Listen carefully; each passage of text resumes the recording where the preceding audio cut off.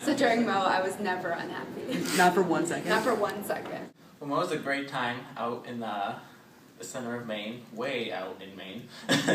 It's a camping trip with all your future friends at med school. Everyone's going to be meeting everyone new for the first time, and you're probably going to introduce yourself to someone and then forget that you did that and then introduce yourself again. But it's okay because they've actually forgotten that they've introduced themselves to you. The Mo is hands down the best time I ever had in the woods with strangers. Well, second best, but yeah, whatever. Like somewhere in mid-November, you remember each other's names, and then you're just, Facebook friends at that point. I'm really glad I went on Mo because I met this bitch on Mo, and then we lived together, and it's been great. It's been great. And then by January, you actually you address each other publicly. February, like you'll do eye contact, and then maybe like a hey, how's it going? It was probably the best decision I could make coming into medical school, being able to make friends with people outside of class. But then by March, you sort of slumped back into the not contacting each other range until late March when you happen to run into each other during a clinic shift, and it's we know each other. I probably made about 1,000 friends on Mo. Is that exact or? It's a rough estimate. And then you're really close in April, but then tax day rolls around and then you have to do your taxes, so you sort of go your separate ways.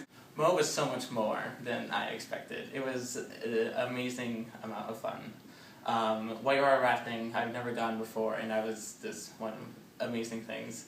I actually ended up falling in to the river and then ended up being ran over by a boat filled with children who all managed to stay inside their boat. Until May, when a friend of a friend invites you two to the same party book club night, and you find that you both related to the same historical character, and you're like, well, this was supposed to be all along, and you just have this moment, this epiphany where you become the closest, ironclad friends that will never, ever lose that friendship again. No, it's not possible to be too old to go on Mo. It doesn't matter if you have kids or family or other responsibilities, a job, school, finals, it doesn't matter, go on Mo.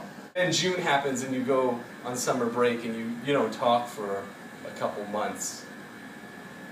And so that's what I'd like you guys to know about Mo. If I could bring one item to Mo, it would be just a sense of openness and willingness to have fun, which is an item in only a metaphysical sense. You might want a hairdryer, your lip gloss. Oh, bring extra socks. You'll go through socks really, really quickly. How many socks? At least 3. Probably 4, so you can make even pairs then. Bring sunscreen. A lot of people get burned. So if I could only bring one item of Mo, I would bring a tent. I forgot my tent, and so that's how I met John. I just snuck into his tent and said, hey, can I come in? And he was like, yeah, whatever. And now we're best buds. I'm not a camping person. No. But She's really into makeup and hair. but I got You through had a good Mo, time. and I don't even want to say I survived because I think I thrived. Thrived.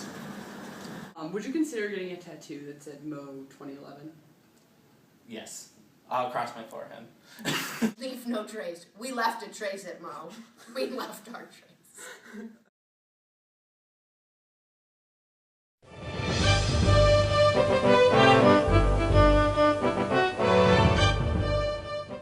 Next question. Wait, we need to step. You need to stop touching me.